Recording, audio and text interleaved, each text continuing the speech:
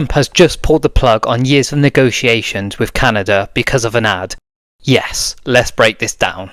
The US just walked away from trade talks, and the reason? A political ad. Tariff legislation passed back in that period, called the Smoot-Hawley Tariff, greatly deepened the depression and prevented economic recovery.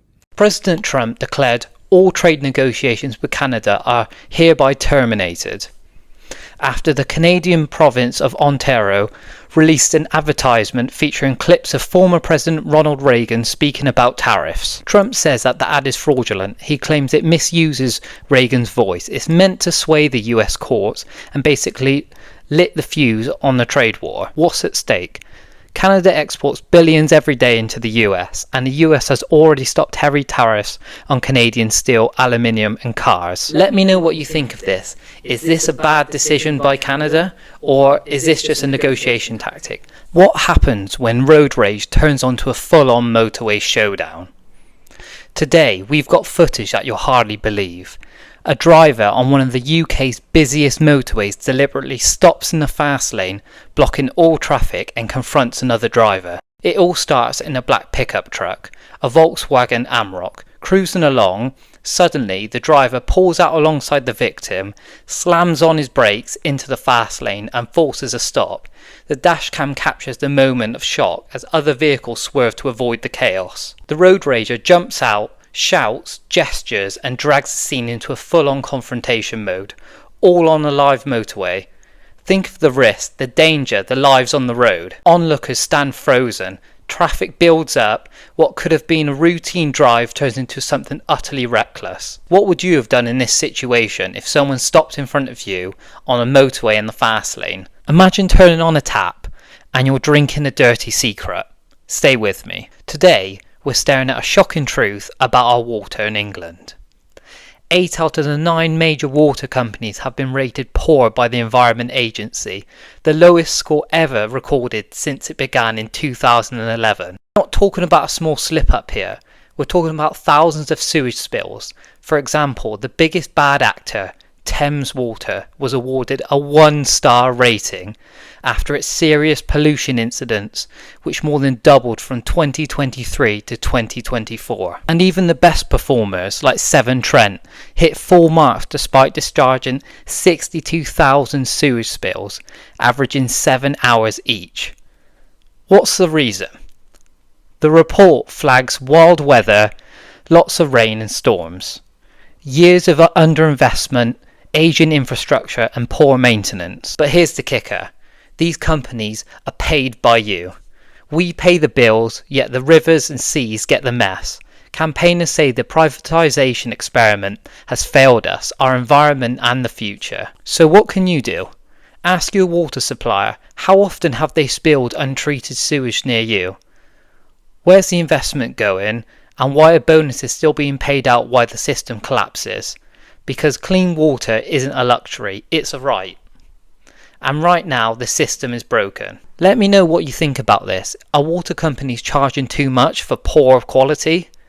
Big sports news from Barcelona this week. The club still owes €159 million in unpaid transfer fees from their past deals. So what are these deals? A few marquee signings like Robert Lewandowski, Rafinha and Jules Koundé still have large chunks of their transfer fees unpaid. For example, €41.9 million is still owed to Leeds for Rafinha, €24.5 million owed to Sevilla for Koundé, and €20 million still owed to Bayern Munich for Lewandowski. So why does this matter? Because unpaid debts means cash flow issues. They affect the club's ability to register players, negotiate deals and invest in growth. Even though Barcelona are reporting revenues of nearly €1 billion, the unpaid fees still show pressure is very real. €159 million is still short-term debt.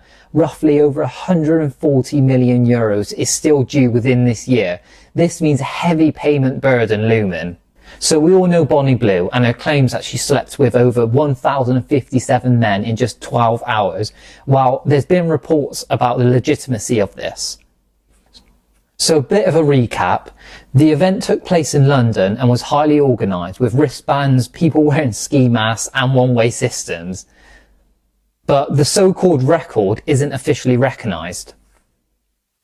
So why this is causing waves? Many critics say the claim is logistically nearly impossible, with 1,057 men in 12 hours means about 1 every 40 seconds with no real breaks.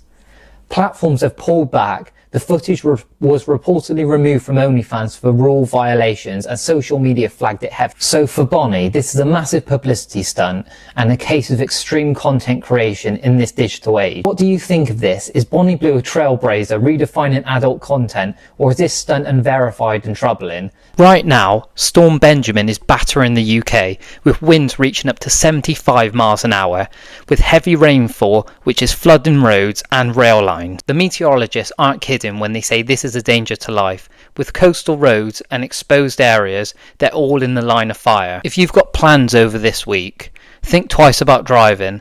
Flooded roads and flying debris are a real risk. Stay away from the coast and fast moving water.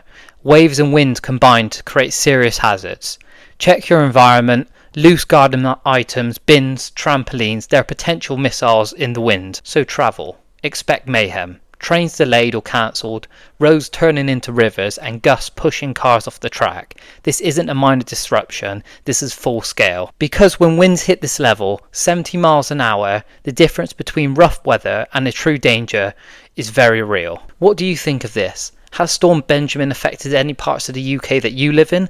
Big news from NHS England this week. They've just released a new 3-year deal plan that could seriously shake up how health and care services work together. So the goal of this is to cut the red tape. NHS England said it wants to reduce the bureaucracy and give local leaders, including those working with care homes, more control over how services are run. That means less waiting for permission and more flexibility to make those local decisions that actually help people. NHS England are also focusing on workforce stability, trying to tackle burnout, improve training and make it easier to recruit and retain staff.